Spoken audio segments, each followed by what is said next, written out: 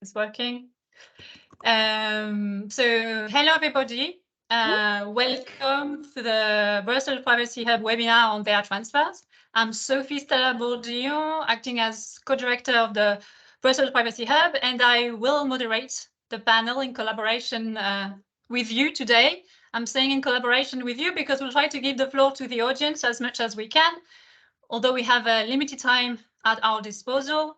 Some have taken more than 3 hours to discuss the topic in the past few days, and we only have an hour and a half. So let's recap very briefly. The EU-U.S. Data Privacy Framework, DPF, has been developed by the European Commission and the U.S. Department of Commerce with the intention to build reliable mechanisms for personal data transfers to the United States and overcome what have been called the far-reaching consequences of Schrems II judgments upon all transfer tools. The European Commission's adequacy decision entered into force on July 10 this summer, which marked the effective date of the EU-US DPF principles. And we also have two extensions to the DPF, the UK and the Swiss bridges, because now data breach seems to be fancier than adequacy decision as a term. The DPF principles for these jurisdictions became effective on the 17th of July, but the triggering of the actual data flows had to wait for the adoption of the adequacy decisions by the two jurisdictions. And we now have the UK-US data flows agreements, or the UK-US data breach in place, and data flows will be able to start from the 12th of October. Unpacking the substance of the DPF is crucial for at least two reasons. First, to better understand whether the DPF has a chance to survive legal challenges, and we now have a legal challenge coming from a French MEP, Philippe Latombe, and second, to determine the impact it should have upon the review of other adequacy decisions and eventually upon a variety of data transfer initiatives taking place at the global level. So in this webinar, we'll try to get a sense of the direction in which the data transfer wind is blowing in Brussels. And to achieve this, we've mingled academic speakers, institutional representatives, and practitioners. Our two academic speakers will introduce the topic and do a deep dive into the DPF, and then we'll get the reaction of our institutional speakers and practitioners. If you have some burning questions, just send them our way, because it's better if we see them early. I've already received some, so I'll start with them. But again, if you have questions, use the Q&A space to raise them. I just have the pleasure to welcome Chris Kuhner, who is very well known as being the father of the data transfer discipline. He will speak first. Then Nora Dreschler, who is lecturer at the Open University and researcher at Leuven University, will speak and present the DPF. She's been researching individual rights in the context of data transfers. Then we'll follow Alisa Weckermann, who is representing the European Commission for us today and has co-led the work on the adequacy decision.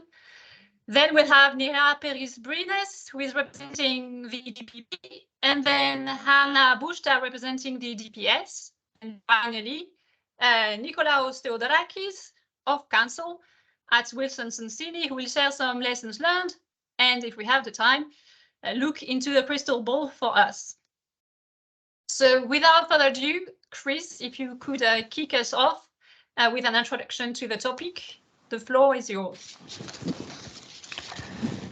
Thank you very much, Sophie, and thank you very much to the entire Brussels Privacy Hub team for setting up this very interesting event and for inviting me. I'm very happy to speak here.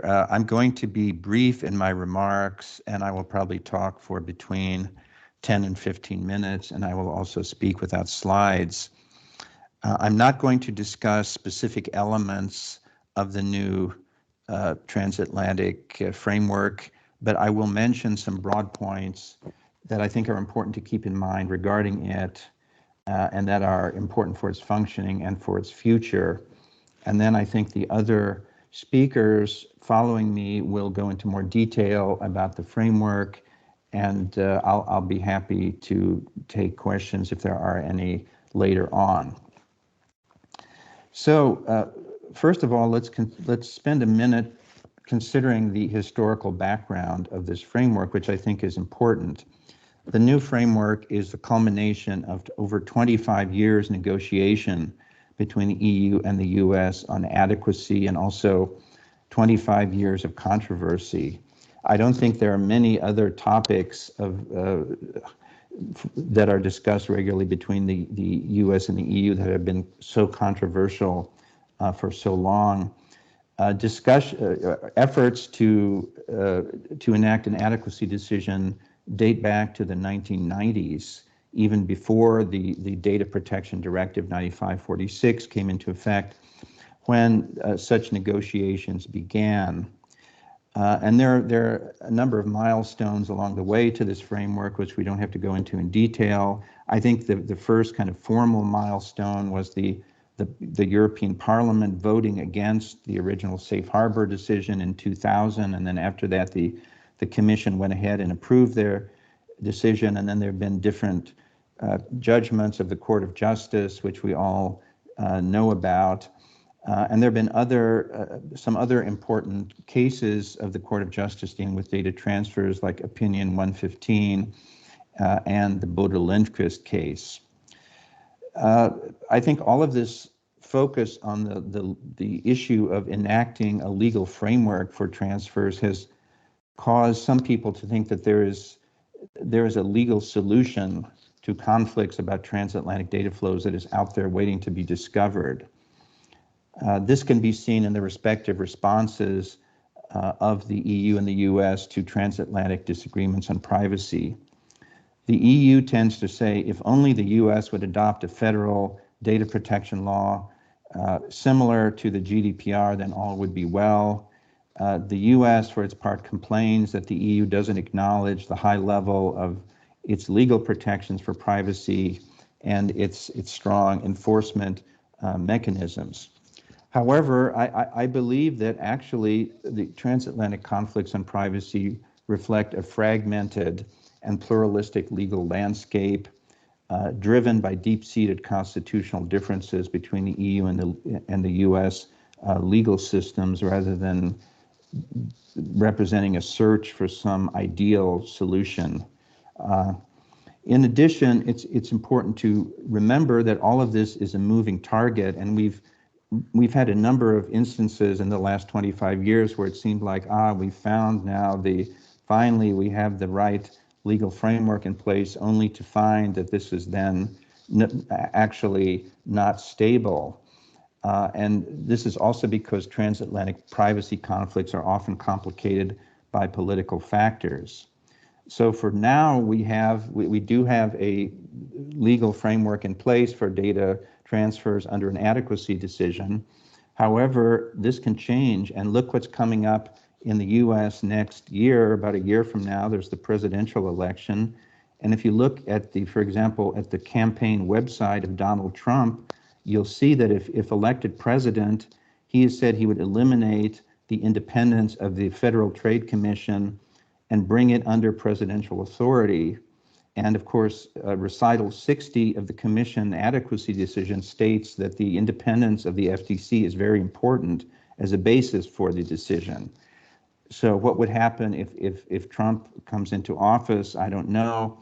And I think this shows that it's illusory to think that the issues we discussed today will ever be completely, fully resolved for all time. This is a fragmented issue, a series of issues that will be continually going up and down, as has happened in the past.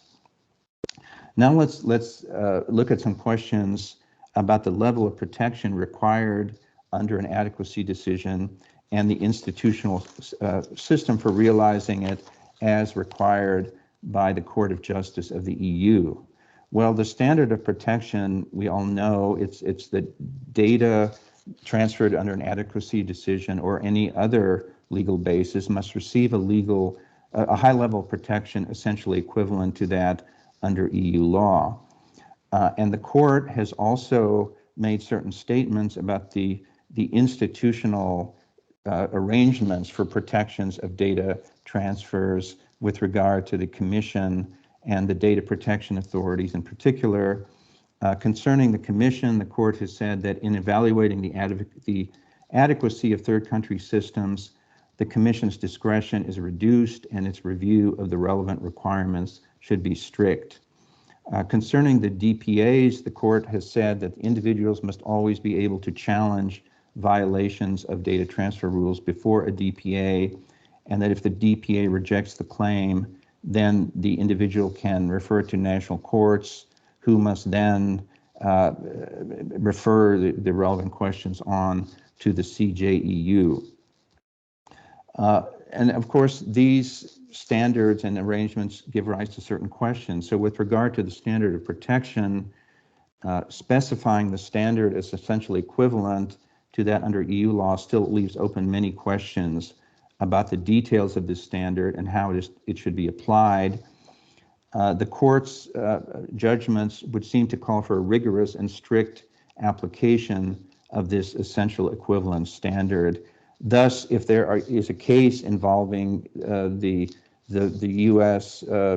Framework that comes before the court, I would assume it would conduct a minute review of protections, and I would expect that it would require a strict and meticulous application of the essential equivalence standard. The Court of Justice has also required that EU fundamental rights be given priority over conflicting third country law. This is in line with other judgments in which the court has stressed the autonomy of EU law. Looking toward the future, this could be an issue if a case involving the US-EU framework does come before the CJU, since the new framework contains language concerning limitation of privacy principles based on conflicting US requirements, which is very close to the language that the court has already objected to in the two Schrems judgment. And we can also look at the kind of institutional framework or structure of these institutions and raise some questions. So on the one hand, the Commission is supposed to serve as a guardian of the EU treaties, but on the other hand, it also negotiates international agreements on data transfers with third countries, which may give it an incentive to be flexible with regard to what is possible in concluding such agreements. For their part, the DPAs, I think, are increasingly overwhelmed by all the difficult data transfer situations they are asked to opine on. This results in guidance they issue, which is often very complicated, and decisions which seem to be questionable sometimes. For example, I would cite relevant cases in which certain DPAs have allowed data transfers to Russia to go forward without considering the rule of law there, which is something that frankly I find incomprehensible. Now, if we look at the new framework in an international context, the Commission has devoted the vast majority of its time on adequacy decisions over the last 25 years to the U.S.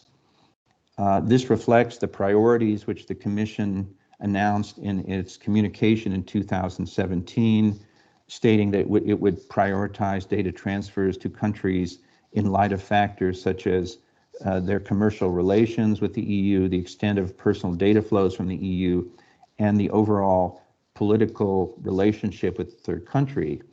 And all of these factors, of course, would support that there should be a lot of attention given to a U.S. adequacy decision. However, while there have been more and more adequacy decisions issued in recent years, you might still ask, or you might still note that there has been a kind of a lack of balance between so much attention being given to transfers to the U.S. At the expense of other countries. Despite all of the controversy concerning transatlantic data flows, I would suggest that actually cases involving data flows to the U.S. are the easy ones, and the real test for data transfer rules will come whenever the Court of Justice has to address a case involving transfers to autocratic or non-democratic states. It is often overlooked that there is a huge volume of data transferred between the EU and non-democratic countries, but such transfers receive much less attention from the EU institutions, the DPAs, and even NGOs. It is inevitable that there will be a case in which the court has to opine on the legality of data transfers to such a country. And for all the conflicts between them, of course, the EU and the US do share fundamental democratic values and respect for the rule of law, and there has also been considerable mutual influence between EU and US data privacy law over the last 20 years. I thus think that a case involving data transfers to, say, a non-democratic country would make it necessary for the Court of Justice to confront the questions I have posed much more directly than those involving transatlantic data transfers have, and would represent a real stress test, so to speak, for EU data transfer rules. So my final point is that actually this, just as important as the legal framework for data transfers is, this is really all about trust. The issues I've discussed are not, or the problems that have arisen and the constant conflicts are not, or should not be, grounds for despair, as many areas of law are subject to similar, even worse fragmentation. And there's no reason that there cannot be a stable legal basis for transfers to the US. The question here is not searching for an ideal solution, but finding a way to manage privacy conflicts between the EU and the US in a way that brings a reasonable level of legal stability. And the key element here is really trust, which will determine whether the new framework provides protection in practice. The stakeholders must have trust in this framework, and in particular, this means that there must be trust by data subjects in the EU and EU data controllers that seek to transfer data to US companies that have joined the new framework. In the end, legal requirements, no matter how strong they may be, cannot mandate trust.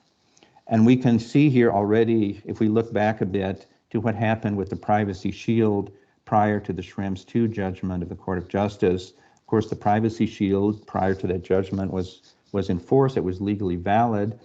However, numerous EU-based data controllers refused to transfer data to members of the Privacy Shield since it was under a legal cloud in light of challenges before the CJU, and they were afraid of reactions of NGOs, DPAs, and data subjects if they relied on it solely as the basis for data transfer. Thus, data controllers often require the use of standard contractual clauses or other mechanisms to provide a legal basis for transfer, even if the data importer was a member of the Privacy Shield. So there are already some storm clouds on the horizon. As was said, there is already a challenge of the new framework before the General Court, and I suppose we may see more challenges. But this shows, I think, that in the EU, we have a problem because we focus so much on the legal instruments, and we sometimes forget how can we actually create trust in practice, because this is what is really needed to create stability over time. And I think only time will tell to see if the new framework is accepted by the market and can create such trust. So these are my initial opening provocative comments, and with that, I'll turn the floor back over to Sophie. Thank you, Chris, and thank you for stressing that adequacy is a moving target. The DPF is the third attempt to reduce fragmentation. Let's see what Laura has to say about the framework. Laura, the floor is yours.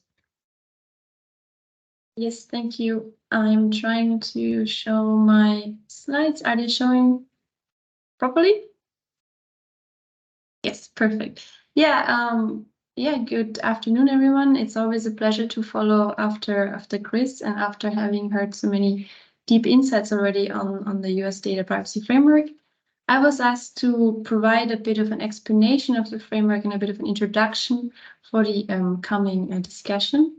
So To this end, I will first briefly, and very briefly, because we already heard a lot of the key points already from Chris, go back into where the data privacy framework came from, what was its history, and then look at its two aspects. So the framework has kind of a substantive aspect, I call it, where there is the principles, where there is the whole the framework, and then of course there is the aspect on governmental access, which has its own executive order and its own consideration. So I will keep those separated.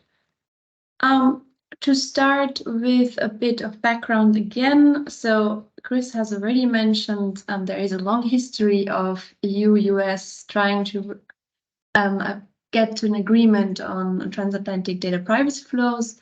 On the legal side, these discussions have especially happened after the adoption of the Data Protection Directive in 1995, and then we had the Safe Harbor Agreement, we had the Privacy Shield, and now we have the DPF. And in between, we got two very interesting decisions of the Court of Justice, which now I'm going to dive into a bit more. So in a way, there is kind of a dialogue going on between the EU institutions, the US, and also the Court of Justice, trying to figure out what are the exact legal requirements for such an adequacy decision, and especially for an adequacy decision for the United States. And indeed, as was mentioned, this is a legal discussion only to a certain extent, because of course there are a lot of political considerations also playing a role that cannot always be represented in legal requirements. To the first Schrems decision, so I'm sure you're all aware, Max Schrems was this Austrian law student who went to the Court of Justice about the transfers of his personal data to Facebook, and this led in 2015 to the first Schrems judgment. And what's core in this first judgment is that the court was for the very first time asked to give more detail on what it means that data transfer should only take place to a country with an adequate level of protection. What does this adequate aspect mean? And here, indeed, we got the clarification that this needs to be an essentially equivalent level of protection. And essentially equivalent is thereby calculated or assessed based on fundamental rights. This was also very much made clear. So the Charter of Fundamental Rights, which at that point was not having such a long life already, suddenly became really a core feature of data transfer considerations.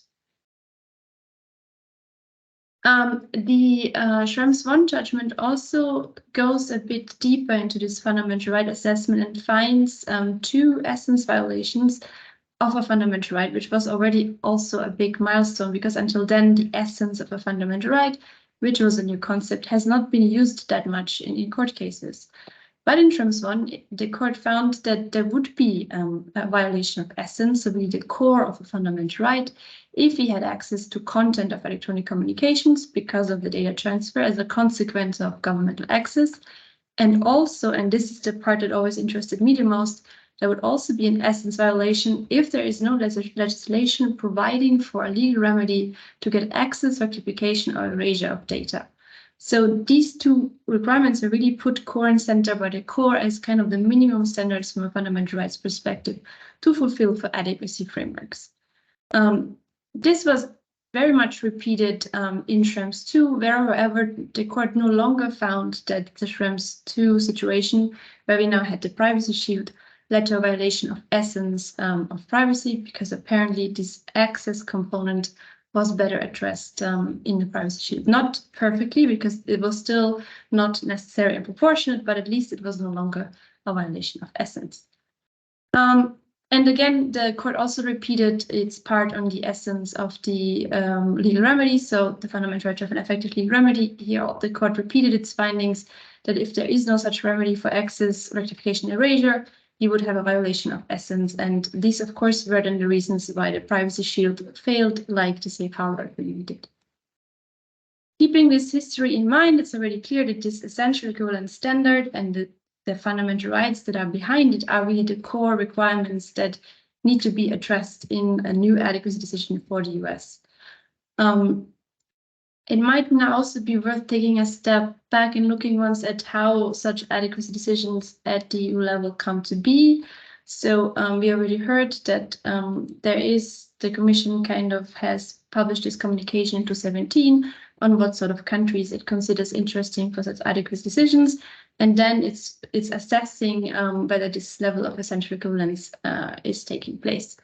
The public only ever has much knowledge about what adequacy decisions are in planning once we have a draft decision, which for the DPF we have since last year December, although we already had a first announcement in March that such a decision might be forthcoming. And then the stages go very quickly. So there has to be an opinion of the European Data Protection Board. This is not binding on the Commission, but it's an important part of the process. There can be a resolution of the European Parliament. This has happened for the DPF this year in May. And then finally the decision is adopted and published, which has happened for the DPF this year in July, as was said at the very beginning. So during all this process, these considerations of essential equivalence should be the core assessment points, and we will now see whether this has been the case for the DPF. So the DPF, in essence, establishes a certification system. So organizations in the United States can certify to the DPF with the Department of Commerce or the Department of Transport. And the important thing is that only organizations who are subject to oversight of the FTC or the Department of Transport can certify in the first place. So not every organization will be eligible for this. The certification process includes that you submit a number of documents, like a declaration of commitment, you submit your privacy policy and some extra information. And then the Department of Commerce has a very formal check, and occasionally they will do some more substantive checks. But in the first place, they check if you submitted all documents, if all the information is there. Once it's confirmed, then an organization who's certified gets put on a list, and only if you're on a list, your certification is active, and you will be able as an organization to use the DPF for your data transfers. If you were familiar with the Safe Harbor Agreement or with the Privacy Shield, you will realize that this is pretty much the same system that existed under both of those frameworks, so a self-certification system to achieve the required level of protection of data. The court has found that self-certification systems are in principle capable of achieving the requirements of essential equivalence, so it is in a way understandable that this was not changed as an approach. Coming now to what do organizations have to do exactly, what are they certifying for? Here, it's important to note that the DPF consists of two sets of principles. They are the core principles, which are the 7 that I have put on the slide. And then there is a number of additional principles.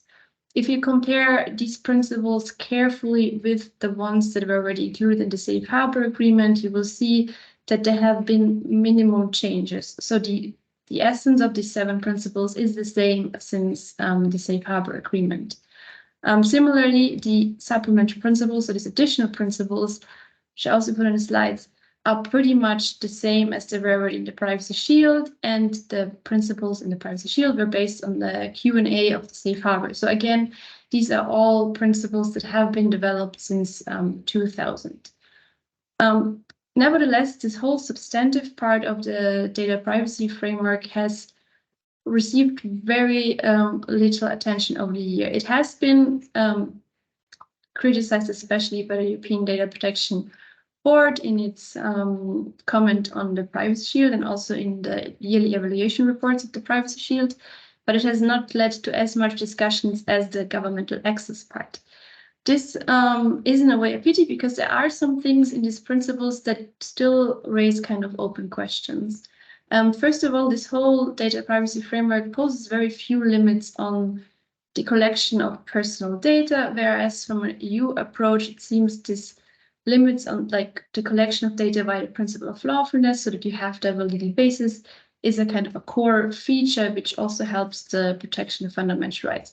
So whether this is really fulfilled with the self-certification regime of the DPF is, for me at least, still a very open question. Another open question is in how far there are data subject rights available to the extent necessary in the commercial context.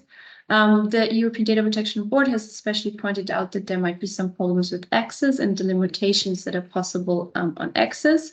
And then finally, there are legal remedies in a commercial context. I think there are 7 options that are available.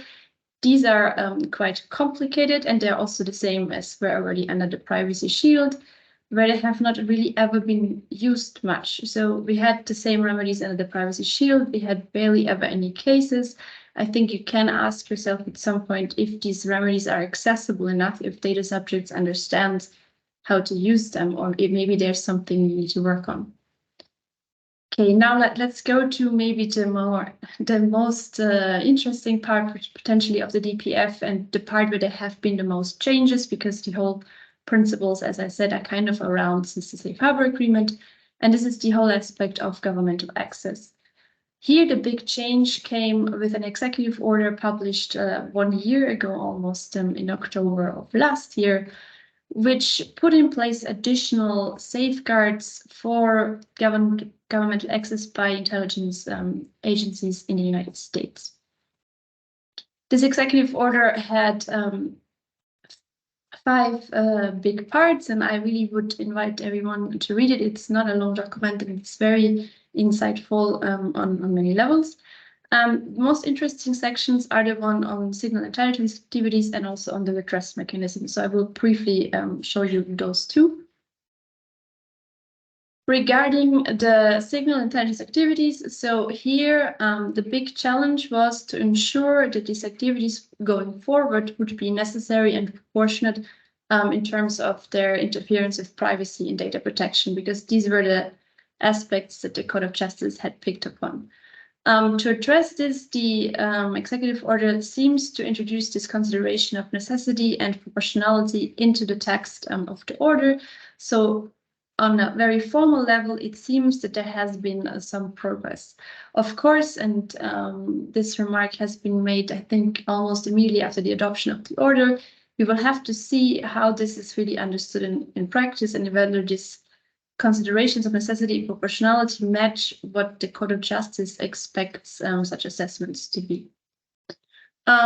What's also interesting is that to limit the signal collection, the executive order provides for a list of objectives, and some of these are rather broad and are especially broader than what we see the Court of Justice allowing in government access cases at EU level.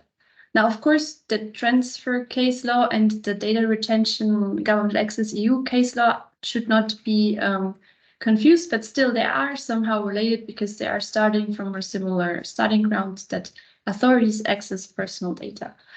For the EU level, the court has been very strict, and kind of for bulk access, which would also be allowed here, it was only possible if it was for reasons of national security. If you look here, bulk collections, so really broad access to data, is also possible for more broad objectives like cybersecurity threats or transnational criminal threats, which I think in the EU context would be more of a serious crime, where the court has been very explicit that such broad access is not possible. Then finally, the executive order, one of its core contributions is that it sets up a remedy mechanism, a redress mechanism for EU individuals. This whole redress mechanism is depending on the Attorney General of the US appointing the EU as a qualifying state. This has happened at the end of June, so all of the EEA actually is now a qualifying state and can benefit from this remedy. Of course, as you can also see here on the slide, this is something that the US could, of course, take back. So it's kind of up to the discretion to remove the designation as a qualifying state, which would then, of course, also lead to the removal of the redress mechanism. What is this mechanism? How is it built? Very briefly, it has 3 levels. So first, there is an internal mechanism with a civil liberty and privacy officer. Then there is another more internal mechanism where you can go to a privacy and civil liberty oversight board as an individual. And finally, and this is really the innovation, you can go to a data protection review court.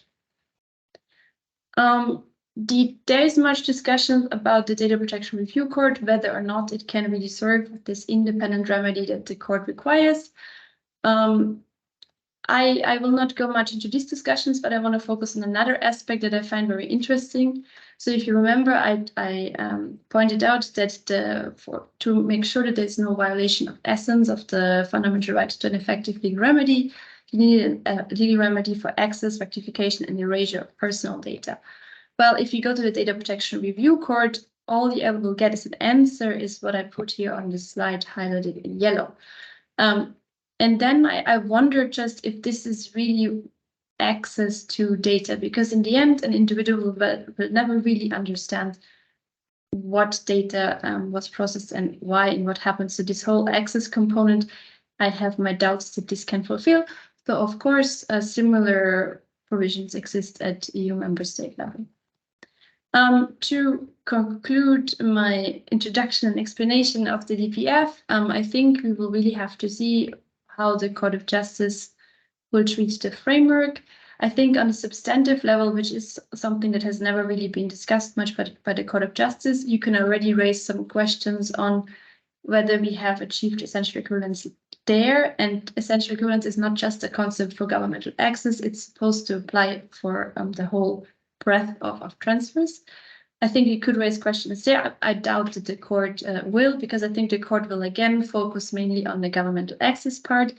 And here, I'm not sure that all these new requirements of the executive order are really able to address the concerns on necessity and proportionality that the court raised, and especially the concerns on the effective legal remedy. But of course, we will have to see, and the court will have to go into a different analysis than it did before, because I mean, the first Schrems case, it was very obvious, there was no assessment at all. The second one, it was still kind of obvious because the privacy shield didn't differ that much from the safe harbor agreement. But now I think we do have some changes, and the executive order is a significant change. So we'll have to see how the court will reassess that. I will conclude my explanations here, and I'm looking forward to the panel discussions. Thank you, Laura. A quick clarification. So you've done some work on the draft adequacy decision, and you've done an assessment. Very briefly, has your assessment changed with the final version of the decision? Yeah. So I compared the draft decision with the final decision, and there is not that many changes. So there's now 8 extra recitals. We have 1 extra annex. So formally already very little changed. Content-wise, I see that there has been some effort taken to provide some of the clarifications that the EDPB asked for in their opinion. So there's some more explanations here and there. But overall, the core features have not been changed. And of course, they could not be changed because they're based on the executive order, which has been published last October. So that's not really something that can be reopened and changed now.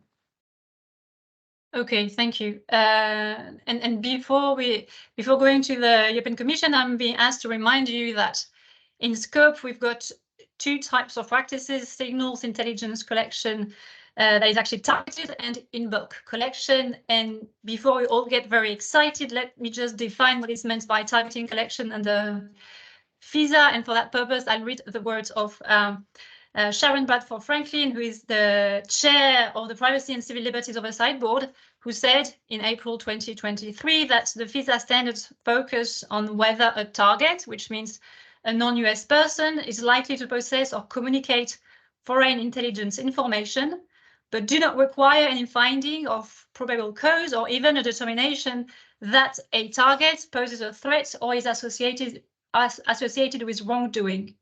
In addition, no judge ever reviews analyst targeting decisions. That was for definitions. This is not to say that we don't have any meaningful safeguards in the DPF. And actually, this is exactly what is being hotly debated at the moment. So let's turn to Alisa and see what the reaction of the European Commission is. Alisa, do you have anything you want to say just after Laura has been describing the framework before we ask you some additional questions? I don't know, I've heard so many things to which I would like to react, but I think since we also don't have that much time, maybe if there's questions from you or the audience, maybe it's more interesting to focus on those. Okay. So again, before I ask my questions, don't forget that we've got a Q&A section. So if you want to add questions in there, feel free to do that. And let's start with the principles of necessity and proportionality that have been mentioned by Laura. In a nutshell, the goal of the assessment is to identify sufficient safeguards against abuse. And among the list of safeguards that one could find, you would find the scope, duration of the measures, the grounds required for ordering them. In the eyes, can you explain, at least in the eyes of the European Commission, whether the principles and how the principles of necessity and proportionality have been used to frame the collection of signal intelligence information? Yes, sure. So indeed, I think one of the two fundamental changes that we have obtained with this new executive order is indeed that for the first time, the principles of necessity and proportionality have been introduced in US law in a legally binding instrument, so in the executive order. And I know that indeed there have been some saying that, you know, it's very nice to include these words on paper, but what does it actually mean in practice? So I think for that, it is important to go back to what our court requires and what, for example, the case law of the Court of Justice itself says on what necessity and proportionality means. And also, it's very interesting to look at what the European Court of Human Rights has said, because that court actually has around 50 years of case law precisely on balancing privacy and national security. And of course, in the negotiations, we have used these principles developed by our court and by the Court of Human Rights as our benchmark. We have very much taken inspiration from the case law and also actually from some national systems that we have in the EU and how they have incorporated these principles into specific legislation. So to keep it very brief, what the executive order does, I think the starting point is indeed, as Laura already mentioned, is that it lists certain legitimate objectives for which the collection of data for national security purposes can take place. So what this means is essentially defining what national security means. And here I actually disagree with what Laura said. I don't think that the objectives that are laid down there are broader than what, for example, our Court of Justice has said. If you look at the case law of the court, it has given a definition of national security, which also remains in a way quite general. It refers to basically the essential sort of constitutional setup, democratic setup of a country. And that is also what, and certain threats that can affect this. And that's also what the executive order sets out. So in terms of legitimate objectives, for instance, it refers indeed to threats coming from international terrorism, the proliferation of weapons of mass destruction, and so on.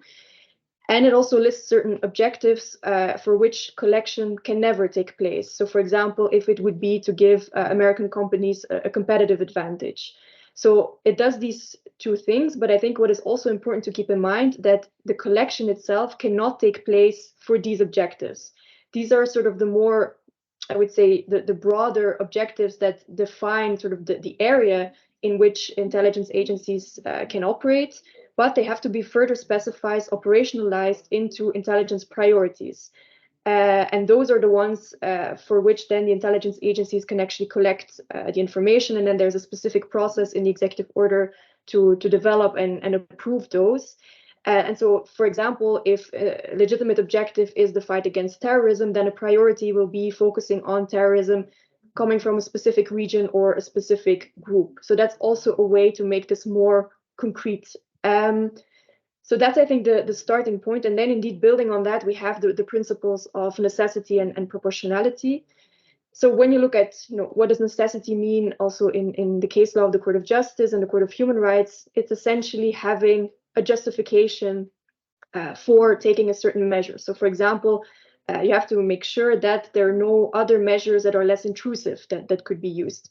This is exactly reflected in the executive order. So the executive order, it's not that it just uses these words, it also actually spells out what necessity and proportionality mean. When it comes to proportionality, if you look at our case law, this is about balancing the different interests at stake, so privacy and national security interests. This, again, is what the executive order provides, and it lists a number of factors that have to be taken into account in this assessment. So the nature of the threat, the seriousness of the threat, the seriousness of the interference with the rights of individuals, and so on. And again, in sort of coming up with these criteria, we have very much taken inspiration from the requirements that we have on our side in the EU, and also principles that have been reflected, for example, in the laws of EU member states. Thank you, Elida. Building on that, one problem or challenge that was actually mentioned by Chris was the fact that the self-certified entities within the Privacy Shield framework were bound to disregard the principles without limitation, at least that was a finding, where they conflicted with the requirements of national security. Would you say that's still the case with the DPF?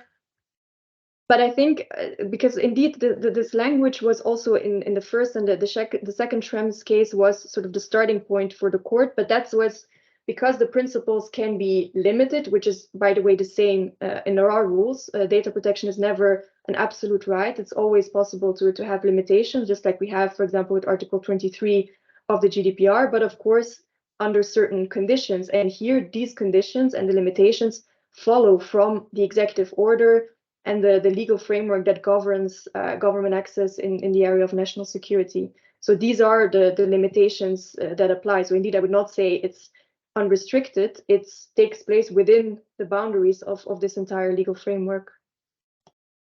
Okay. Effective redress. Effective redress is one very important consideration for grounding an adequacy decision. Could you say a little bit more about how this is being achieved and whether we are and how we are meeting the standard of impartiality and independence within the framework? Yes, sure. So also here, just to clarify that there are two levels in the redress mechanism. So a new mechanism has been created that consists of two levels. The first one is the Civil Liberties Protection Officer. So this is someone that is located in the Office of the Director of National Intelligence in the US, so the ODNI, and this is basically part of the US administration that oversees the activities of all intelligence agencies. So this is a first level. This is not an independent person. I think we're also, I think, quite clear on this in the decision. This is more a form of administrative redress. So the reason why we decided to go with this sort of two-layer mechanism is because this person, the CLPO, or how we call him, is someone that is actually responsible for the entire intelligence community to ensure compliance by US intelligence agencies with privacy and fundamental rights. So it's someone that has a very specific expertise. It's someone who is in direct contact on a daily basis with US intelligence agencies and has a very good overview of what happens on the ground. So that's the first layer. Individuals can lodge a complaint with that person. They don't have to show any standing to be able to lodge a complaint. If they can just say that, you know, their data, they're using a certain service, and in that context, like they have a certain email account, and in that context, their data is likely to be transferred to the US, that's already sufficient. So there are no standing or admissibility requirements. And once their complaint reaches this first level, the CLPO, they will investigate and inform the individual then in the end when an investigation has been concluded. And this reply that the individual receives can then be appealed to the second layer, to the Data Protection Review Court, or the DPRC. And that is the body that is independent and impartial. So that's the body that also is really there to address the concerns from the Court of Justice in the Schrems II judgment.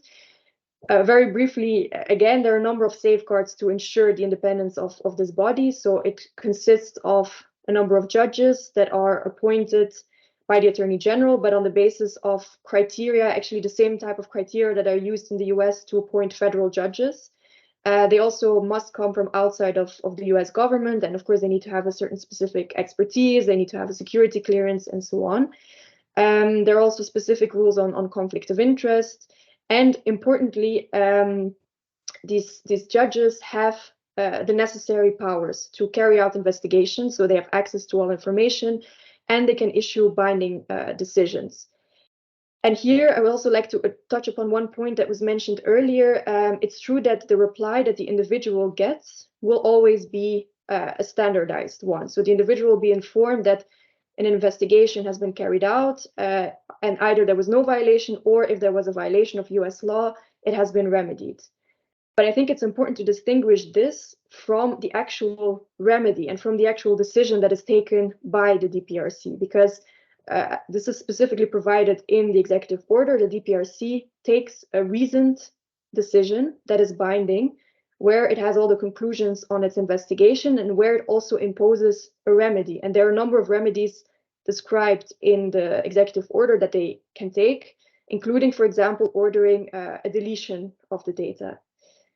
So that happens in each case, and it's true that indeed at the initial stage, the individual is not informed of this, and this is a mechanism that is also recognized in Europe. Also, the Court of Human Rights has accepted that, in finding this balance between confidentiality and ensuring effective redress, there can be limitations to the information that the individual receives. But then at a later stage, there is a process to make sure that if at a later stage certain information is declassified, including the decision of the DPRC, the individual is informed of this and can obtain access to the full reasoned decision. Maybe one last element to mention here is that also before the DPRC, because of course we're dealing with litigation in the area of national security, there are a number of confidentiality considerations, and you cannot just share any information with the individual. And to counterbalance that, in each procedure before the DPRC, the individual will be represented, or the interests of the individual are represented by a special advocate. This is, again, a mechanism that also has been recognized by the European Court of Human Rights. And this person is there to really represent the interests of the individual as someone who has access to the entire file, so also has a security clearance. And all of this is really meant to ensure this balance in a very specific context of national security, ensuring that the rights of individuals and the adversarial process can be sufficiently ensured in a context where you have to ensure also at the same time confidentiality. Sorry for being a bit long. I thought it would be better to be more comprehensive. No, thank you. That's going to allow me actually to jump to Neria and ask her directly a question also on the principles of necessity and proportionality, and see whether from the EDPB side of things, how they see and where they see the substantial improvements. Okay, do you hear me? Yes. Okay. Well, on this, I think it's clear also from the EDPB opinion that the inclusion of the principles of necessity and proportionality show out the willingness, and the commitment to bring greater convergence between both legal systems. These are concepts that didn't exist in the US legal framework, and this is linked to what also Christopher was mentioning on the different constitutional traditions. And in the EU, on the contrary, as Elisa was explaining, these are concepts that have been developed and are very, very well established, and they limit the extent of interferences to the right of private life and the right of data protection with regard to government access to data. So the fact that these concepts were now introduced in the Executive Order 14086 regarding signals intelligence activities was very much welcomed by the EDPB, because it means that any signal intelligence activities within the scope of FISE and those Executive Order 12333 will have to align with these concepts. As the EDPB realized and acknowledged, they echo the requirements recalled by the Court of Justice in the Schrems II case, because now signal intelligence activities have to be conducted only as far as necessary to advance these validated intelligence priorities, and to the extent that this is proportionate to these priorities. So this was, of course, an element that was welcomed. However, just including this in the executive order would not, it's a great improvement, but still the EDPB had to assess the specific requirements, in particular to understand whether these general principles of necessity and proportionality were indeed reflected and identify some aspects where there was still a need for further improvements. For example, with regard to temporary bulk collection, there were some elements that the EDPB considered that had to be improved or clarified. Now, very recently in July, the US intelligence agencies adopted the updated policies and procedures that normally would implement these general principles of necessity and proportionality. Of course, there is a need to monitor closely these aspects. This was also one of the EDPB's remarks in the opinion, and it has to be seen how this will be implemented in practice. And I suppose this will be one of the aspects that the EDPB will look at the next phase, which will be the joint review in 1 year. Okay, so you mentioned that in your draft adequacy decision, you were calling for further clarification on questions related to temporary bulk collection and then retention and dissemination of the data collected in bulk. So do you have anything to add on these points, or just wait and see and monitor? No, yeah, I can mention a couple of aspects that I think are relevant and were also reflected as one of the main concerns in the EDPB opinion. So temporary bulk collection was already subject to EDPB comments in the context of the joint reviews of the Privacy Shield. In that case, the previous legal framework, the PPD 28, provided for the possibility to collect data in bulk temporarily outside the purposes that allow signal intelligence activities. The purpose of this temporary collection would be to facilitate targeted collection. So this possibility is still included in the Executive Order 14086, but it's narrower, and there are additional safeguards that are applicable to the temporary bulk collection, namely the application of the general principles of necessity and proportionality with regard to the validated intelligence priorities. However, the EDPB expressed concerns there that the specific safeguards concerning bulk collection do not apply to the temporary bulk collection. In particular, the limitation that the data collected in bulk can only be used in pursuit of one or more of the 6 objectives listed in the executive order. So this has a clear implication with regard to temporary bulk collection, which is that data collected in bulk temporarily could be used for other purposes than those listed in the executive order. So the EDPB called the Commission to provide some clarifications as to which safeguards apply in which situations and how this would work in practice. And it's true that the final version of the adequacy decision clarifies a bit the type of safeguards that apply to its type of data collection.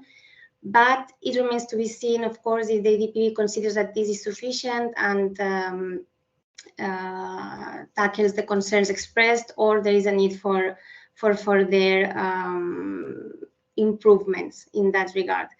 Regarding retention periods, very briefly, it was similar. The concern of the EDPB was that the executive order does not define specific retention periods for data collected in bulk, and the EDPB considered that it had to be clarified what will be the different retention periods. There are some improvements on this on the final adequacy decision, because there are some factors that are listed as factors that can be considered when identifying retention periods, or the factors that will be applied for this. But again, this is something that the EDPB will still have to assess when it goes into all these more specific procedures. Okay, thank you. Laura mentioned the importance of the principles and the substantive part, as she said, of the framework, which is not often talked about, at least less than the rules that govern access to data for national security purposes and law enforcement purposes. Could you say a few words about automated decision making, because there is also a finding of the European Commission in that regard in the adequacy decision. And so in the EDPB's view, how important is this set of provisions in order to ensure an adequate level of protection? Yes, so this was also one of the aspects that the EDPB paid specific attention to. We all know that there are very rapid developments in the field of automated decision-making, profiling, AI, and under EU law, there are automated decision-making is subject to certain conditions, the need for explicit consent, the right not to be subject to it, the prohibition to process sensitive data on this using automated decision making. This is an important aspect for adequacy as well, and it's part of the GDPR adequacy referential of the EDPB that includes a section on compliance with the requirements regarding automated decision making. What was the problem that the EDPB identified is that the DPF does not contain any specific rules on this. The adequacy decision refers to specific safeguards provided by US law in different fields, but the EDPB considered that the level of protection varies according to sector-specific rules, and thought and was of the view that specific automated decision-making rules are needed in the DPF. This is a remark that the EDPB has made consistently also in the Japan adequacy and the South Korean adequacy decision, as well as in the reviews of the Privacy Shield. So it is clear that for the EDPB, also given the growing development in this area, this is an area that would need a more protective approach. So this will be the main conclusion from the EDPB side. Okay, and one last question in relation to, which is a question that arises very often in practice, in particular when risk assessments have to be done. It's actually the very definition of qualifying transfer. You've got a set of guidelines on that very question. Could you say a few words about the definition of processing operation that would qualify as transfer under Chapter 5? Yes, of course. So there was no definition of transfer so far. It's true that the approach adopted by the EDPB was a territorial approach. So when the data is outside the EU, there is a transfer, but of course there was still the question, what is a transfer? So in the interplay guidelines, the EDPB tried to solve this by providing a very concrete definition of transfers that includes 3 cumulative criteria. The first criteria is that in order to be a transfer, first of all, you need a controller or processor, that will be the exporter, that is subject to the GDPR for the given processing. This is important because the given processing, the application of the GDPR has to be taken into account with regard to the specific processing. So you may have a situation where you have a controller processor outside the EU that for a given processing is subject to the GDPR. So this will be the first criteria. I think it's less complex than the second one. The second criteria is that the exporter has to make personal data available to another controller or processor. It has to be a separate controller processor, which is the importer. This raises 2 questions. First, what does it mean to make personal data available? Anything that involves showing personal data, sharing personal data, storing personal data with another entity would mean making data available. Also, remote access, even if the data is in the EU, since you are giving access to a third party in outside the EU, this would be included in this concept of making personal data available. The second question is, who is the controller, who is the processor, how do you define this? Well, this is a functional concept. There are guidelines of the EDPB on this, also guidelines of the DPS on the concept of controller and processor. And of course, we all know, I think, that in practice, there are situations when it's very hard to define. And if you ask me personally, I think this is one of the most difficult questions in practice to figure out. It's a functional concept. So what matters is the actual role that the parties have. This means that entities that are part of the same corporate group may qualify as different controllers or processors. So this is the second criteria. The third criteria is that the importer is in a third country. As I said, this is a territorial approach to transfers. Now, and very briefly, I also wanted to address those situations that are not a transfer, mostly because they do not fall within the second, they do not comply with the second criteria, but still raise risks similar to to the risk that transfers raise.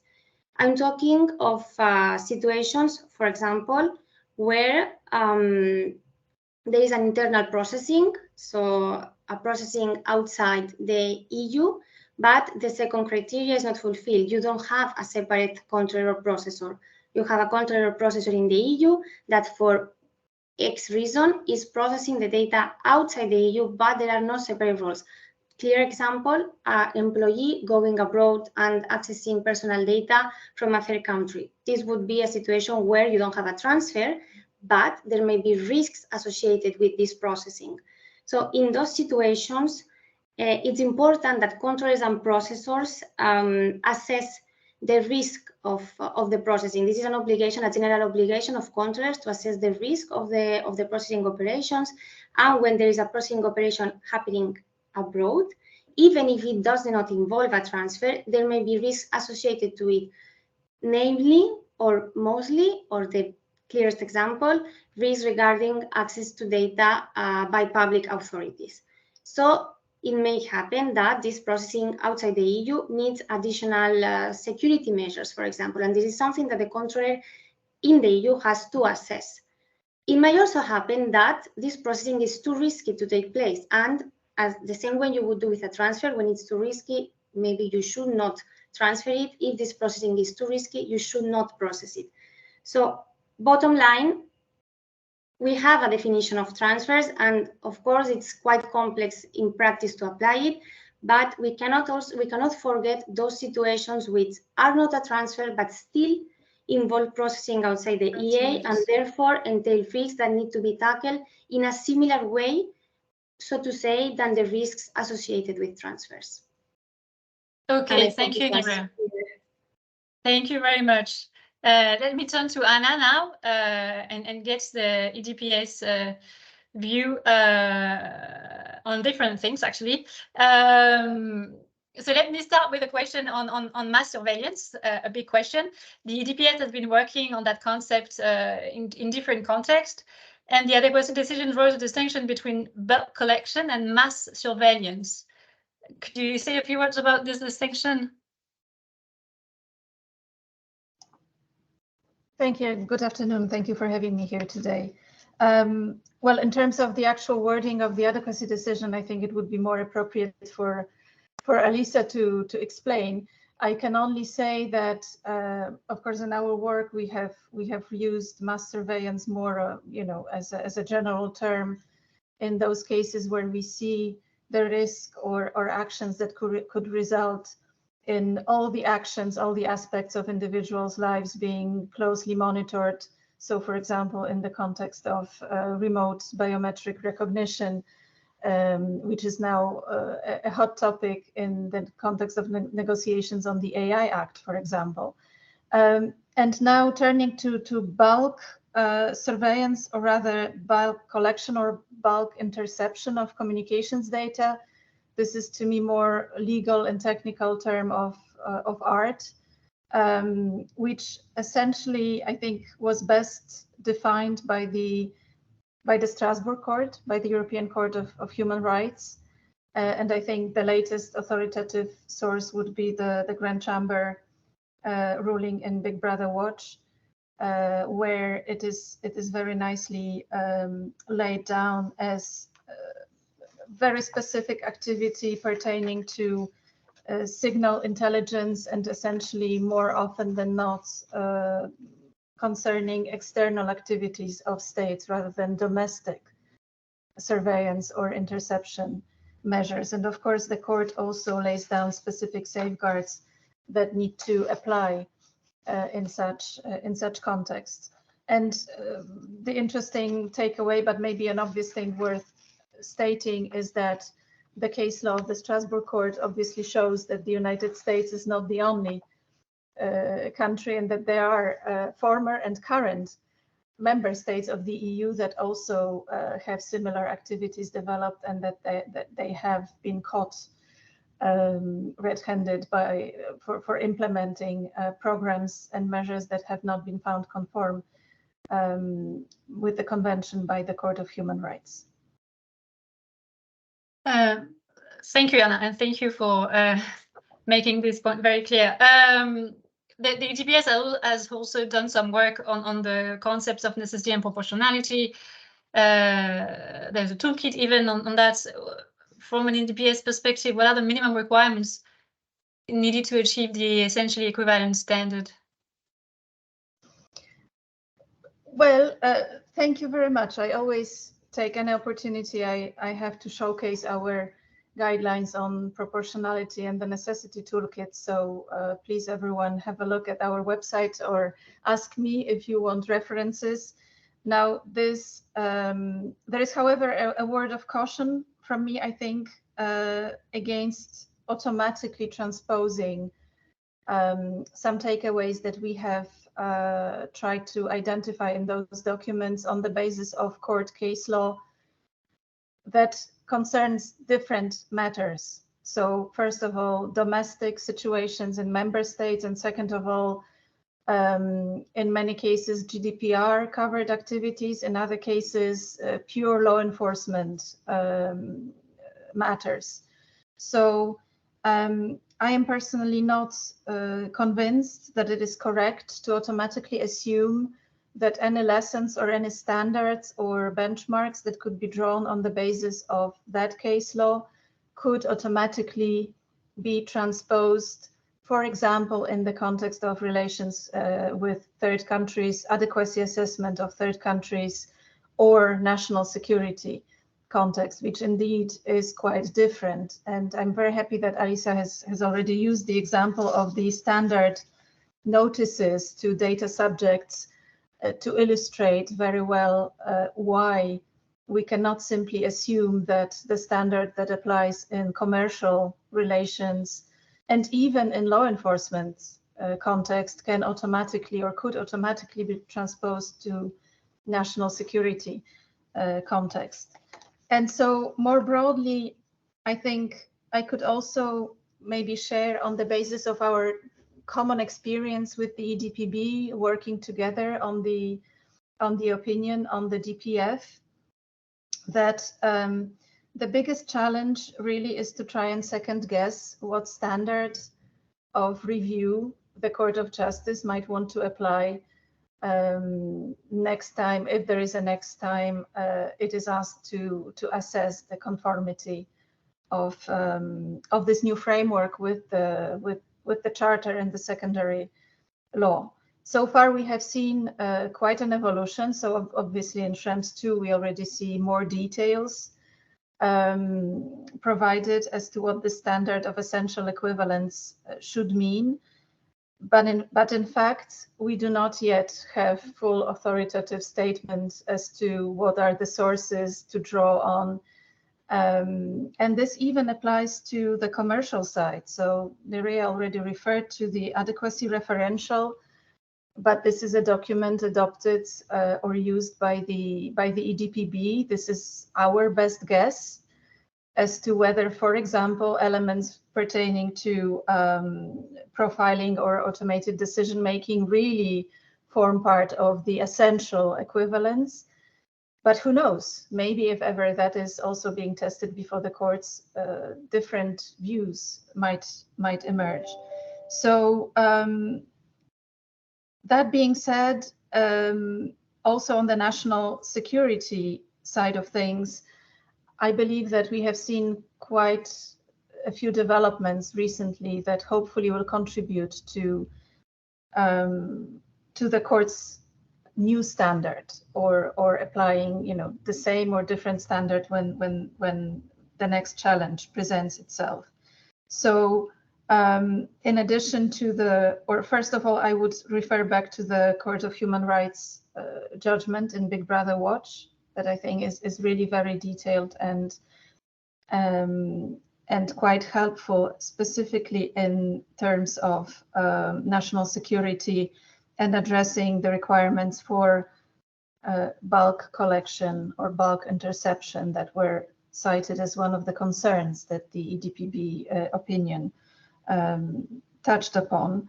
And since both courts, we understand, are committed to judicial dialogue and to avoiding too much discrepancy in their case law, we can only hope that there will also be convergence on that front in the future, in future cases decided by both courts, not only convergence of standards of protection across jurisdictions internationally.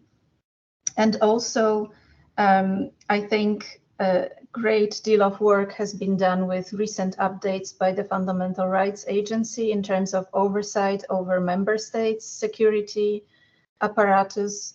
And last but not least, also the OECD declaration from the end of last year on trusted government access to data provides an interesting baseline or overview of standards in terms of principles, but also oversight and redress. That is interesting because unlike many resolutions adopted by data protection authorities, it is not an aspirational document. It is a document that is meant to reflect already existing certain level of protection that is shared by OECD member states. So here, I believe that even in case if the Court of Justice would want to elaborate and apply an evolving standard that might be somewhat different from Schrems II, it has at its disposal quite a lot of sources that it could draw upon to develop a standard that hopefully would not be too far away, removed from that applied by the Court of Human Rights. Okay, thank you for taking the time to explain this. After the Schrems II judgments, the EDPS clearly stated that the EU institution should try to avoid transfer of personal data towards the United States for new processing operations and new contract with service providers. Today, I mean, would it make sense to continue to advise EU institutions and say something like, I don't know, try to rely on SCCs as much as you can, or something else? Well, this is, very specific supervision matter, but maybe to put things in context, after Schrems II, we were in a similar situation as many other DPAs, how to advise best, how to function in legal vacuum. So obviously, one solution was to try and find different solutions, including possibly not transferring data. But we know that that is not a very sustainable proposition in many cases, not even for EU-wise. Now the situation has changed. So specifically for transfers to the US, we do have the DPF, and this is a framework which is available for entities under our supervision as for anybody else. There are also other instruments in our counterpart to the GDPR, so the EU DPR, which we are working with the EU-wise to use, and in particular administrative arrangements, but also I have to underline that the EDPS is working with the Commission on standard data protection clauses, specifically to be developed for EU institutions and bodies that will be adapted to the specificities that exist there. So yes, certainly we hopefully would be moving away from the advice don't transfer data to advising on available instruments for such transfers, and that has actually been the case for quite a while already. Thank you. Okay, thank you, Anna. Let me turn to Nico to wrap up the webinar and understand what's happening in practice. What has been the initial reaction in the private sector, Nico, for what you've seen at least? Sure, thanks, Sophie, and thanks for having me. So as Chris mentioned in the beginning, so that we come full circle, it's all about trust. And if I can add to that, trust takes time. So far, we've seen that companies in the private sector have been cautiously optimistic about the DPF. They're being thoughtful, they're taking their time, and they're trying to balance and assess whether the DPF is the right option for them. Obviously, there's no one-size-fits-all solution. So the answer pretty much depends on the type of company, the sensitivity of the data that they process, how present they are in Europe, and things like that. On balance, I would say that companies, and what we see from the private sector, is that they consider the DPF to be a welcome development. And I could say that, roughly speaking, we have three different buckets of companies.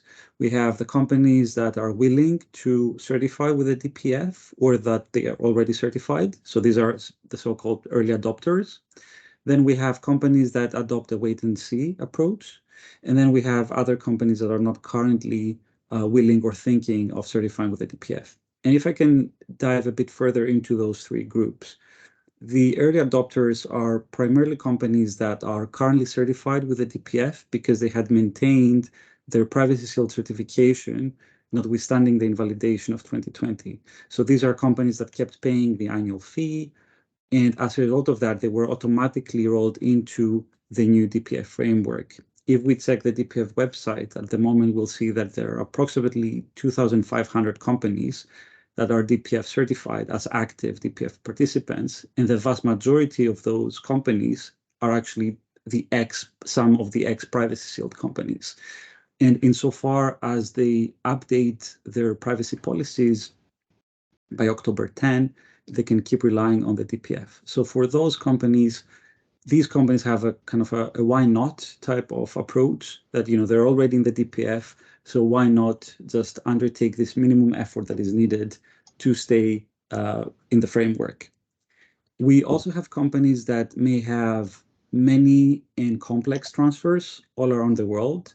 So in a way, to be able to wrap up Europe, we now see that the UK data breach will enter into force on October 13. We're waiting for Switzerland. But once that is in place, we'll be able to have Europe as a region being taken care of through the DPF. So this is an attractive option for companies that want to be able to know that when it comes to Europe, they have a specific framework that they can use for their data transfers. The DPF is also very useful for small and medium enterprises, also as explicitly fleshed out by the US and the DOC. So companies that may be small or even startups, they find that it's a very attractive option to be able to transfer data from Europe without necessarily having to undergo the exhaustive exercise of concluding SCCs, data transfer impact assessments, and all those requirements that would otherwise be needed. We also see that some companies adopt a belt and suspenders approach. So these are companies that already have SCCs in place. They may have incorporated the SCCs in their online DPA, but they think that having the DPF is kind of an additional weapon in their armory. So what they consider is that by having the DPF, they can have a hierarchy of different data transfer mechanisms and say that to the extent that the DPF is still active and valid, they will rely on it. If at any point it becomes invalidated, they can still use the SCCs that they currently have in place. And finally, we have companies that kind of embrace the uncertainty, so to speak. So even though they are aware that the DPF will be legally challenged and that it may be invalidated, no one, of course, knows whether it will be invalidated or not.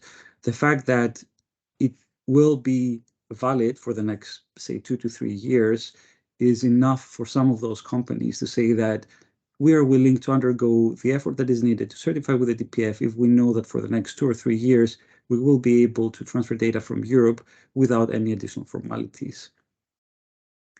We then have in the second bucket the wait-and-see type of approach companies, and these are companies that are in principle interested in certifying with the DPF, but they're actually waiting to see what their peers are doing. So what is the reaction of the market? And if they see, through a benchmarking exercise that most of the competitors in their industry are certifying with the DPF, they will do the same. And these are companies that will probably start certifying with the DPF or the process in the next few months. And then finally, we have companies that are not currently interested in certifying with the DPF because they have undergone a so-called certification fatigue. These are companies that may have certified with a safe harbor in the past in the privacy shield. Now they undertook a massive exercise since 2021 to update the SCCs. They have devoted significant energy and resources into those new SCCs, so they don't necessarily see an added value into certifying with a DPF, at least for the time being, also because of the uncertainty of whether it will be invalidated in the future. Okay, and so you spoke about the long process to negotiate SCCs, but isn't it the case that the adequacy decision would simplify the process from now on, reducing the amount of risk assessment that you will need to do? Yes, exactly, because if you rely on the DPF, you will not need a data transfer impact assessment, but the benefit is that even for companies that do not rely on the DPF and they keep relying on the SCCs, that will make the data transfer impact assessment a way more straightforward exercise because the Commission has clarified that irrespective of the data transfer mechanism used, so even if you rely on the SCCs or the PCRs to transfer data, you can rely on the safeguards that are implemented by the US government. So in this case, what we anticipate is that even if companies don't rely on the DPF, they can rely on the benefits of the safeguards through the executive order and document those, for instance, in the data transfer impact assessment, so that they can way more easily conclude that it is permissible to transfer data to the US. Okay, I mean, do you want to add anything to what Laura has already been saying about the certification process and the role of the Department of Commerce in terms of oversight of practices? Right. Yeah, very quickly, because I'm mindful of time, just to reiterate that, I mean, the process itself typically takes a few months unless a company is already certified, in which case it's way faster. And it's not a tick the box exercise. So I just want to mention that from a practitioner standpoint that, you know, we often have companies saying, oh, you know, is it just a DPF notice that we need to have in place? And the answer to that is no, that there are quite a few safeguards that companies need to have in place. And even if they otherwise have a GDPR compliance project, even though most of the work is work that they will have done as part of their GDPR compliance project, that the DPF is a standalone project that needs careful design in terms of how the data is being handled, how the complaints are being treated. So it's not a tick the box exercise. And at the same time, when it comes to enforcement, because of the fact that the company that certifies to the DPF will need to submit itself to the jurisdiction of either the FTC or the DOT, depending on the nature of the business, that adds a layer of oversight and jurisdiction that the company needs to be mindful. Because in the past, we have seen FTC enforcement, particularly with respect to misleading statements in companies' websites, either with respect to, you know, the fact that they claimed they were privacy shield certified, whereas they weren't, or that they had maintained an active certification, whereas this was not the case. So the same applies for the DPF. And something to bear in mind that, of course, there are quite a few benefits associated with the DPF, flexibility, no need to conduct a DTIA, but at the same time, you do open yourself to this additional layer of FTC enforcement in the US. Okay, and the final question before I take more questions from the floor. You've been brave enough to accept to say something about future legal challenges. Will this survive existing legal challenges? Do you have a view on the question? Right. I mean, we're all lawyers, right? So the answer is, you know, it depends, and or no one knows for sure. Of course, no one can predict what will happen. What I can say is that what we see from a practitioner standpoint is that clients who are willing to certify have now thought about the fact and the possibility of the invalidation. So they have kind of priced in the risk of invalidation into their thought process. And it is either a strategic decision to certify, because as I mentioned before, they think that if they can transfer data as it is seamlessly for the next 2 to 3 years, that's good enough for them. And or they think that the field of data transfers is so dynamic altogether that they just embrace the uncertainty that comes with it. Okay, thank you. Mohammed has a question about the cloud, the US Cloud Act, which opens the path for governmental access to US-based company using cloud for storage of data, which was identified as a concern by EU DPAs, in particular in Google Analytics decision. Does Alisa or Nerea wants to comment on the Cloud Act and see how this is working within the assessment? Yes, I mean, I can start. I think we have to distinguish a bit different things because, for example, the Google Analytics decisions that were taken by data protection authorities, there the focus was very much, if I can put it like this, on the Schrems II issue. So really on access to data in the US. So once data has been transferred to the US by US intelligence agencies for national security purposes. The Cloud Act is a very different instrument. So it's a piece of US legislation that is actually about criminal law. So it's about the possibility for US law enforcement authorities to obtain data held by US companies, but outside of the US, in the context of a specific criminal investigation. And of course, within the framework and all the relevant criminal procedural safeguards that apply under US law. So it's really a different context from what we're discussing under the DPF, where it's about data that is transferred to a commercial operator in the US, and then what safeguards apply if that data can then be collected there once it has arrived in the US or while it's in transit.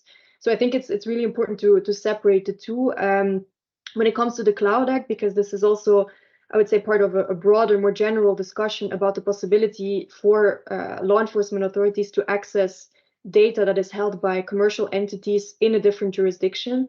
Also within the EU, we now have developed rules on this in the e-evidence context, how to regulate this among different EU member states. And there are actually ongoing negotiations to have an agreement on e-evidence also with the US. And that would sort of, at least on the US side, be an agreement that regulates how data under the Cloud Act would be accessed.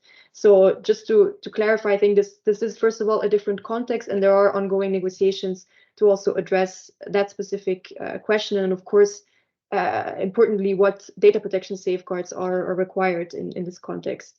And important efforts have already been made actually at multilateral level in the context of the Cybercrime Convention, which is the convention at the level of the Council of Europe, and a second additional protocol that also regulates this and has a number of data protection safeguards. So also in a multilateral context, there's already been a reflection on the data protection safeguards that are needed there. Yes, I can add a little bit on this, and it's linked to what Alisa just mentioned. Some years ago, 4 years ago, the EDPB and the EDPS touched upon this topic a little bit on the Cloud Act, and already expressed concerns on the fact that transfers on the basis of the Cloud Act may not be lawful unless there is an international agreement that would cover this type of transfers. It's true that there is some kind of legal assistance treaty, but the EDPB and the EDPS consider that it only covers some aspects, but it doesn't really address all the necessary aspects. So we know that the Commission, Alisa just mentioned it, is working on this, but it's not a topic that it's forgotten. It just takes a little bit of time, but I mean, we have it under the radar, and then we already expressed very thoroughly what aspects were more sensitive or caused more concerns. So I invite you to check it. It's on the website of the EDPB and also on the EDPS. But yes, it's not a topic that it's forgotten, definitely. Okay, and one last question, and then we'll close everything from the floor, asking about a rule by the Justice Department on establishing the Data Protection Review Court, where it says that in conducting the review, the panel will interpret the executive order exclusively according to United States law. Would that be a problem for the assessment as to whether the essence of fundamental rights, such as granted by Article 47 of the EU Charter on Fundamental Rights, would be infringed? Does anyone want to say something about the way the data protection review court has been set up. I can say something, if I may. So yeah, I'm not sure that just this statement alone would change anything about the essence assessment, although it confirms, of course, concerns that necessity and proportionality. We really have to see how this is going to work on the ground and how this will play out in practice. I think going back to this whole effective remedy, because since I have now the floor, I can say something on this again. It's true that the European Court of Human Rights has certain standards on this, but I think it's also important to note that when it comes to effective remedies, the EU Charter is much more broad than the European Convention on Human Rights. So I think you can very well see the argument that the EU has gone further in the protection there than the Convention of Human Rights. And I actually think they have. And I think in the way they have gone further is that they do require more transparency and more means for individuals than maybe was accepted by the Court of Human Rights. But of course, we will have to see how the court views this. And I think this also has been mentioned by the panel, what kind of assessment it will do next time it is asked to assess. If I can maybe just complement on the specific question.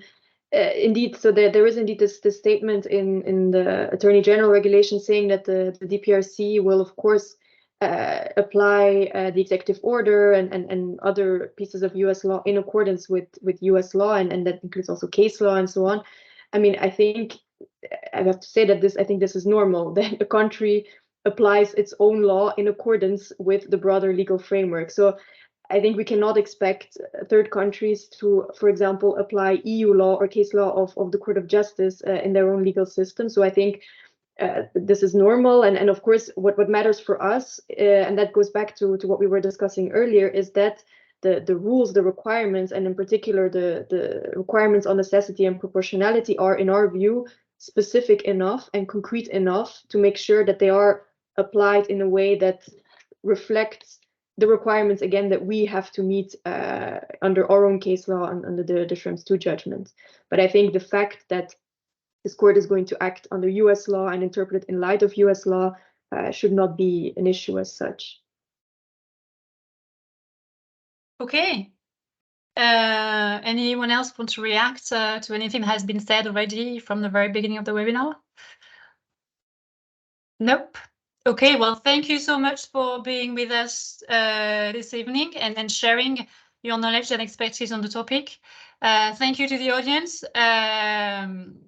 We shall see you soon and discussing this topic again, because more things will happen very soon. Thank you so much and have a nice evening. Thank you. Bye. Bye-bye. Bye.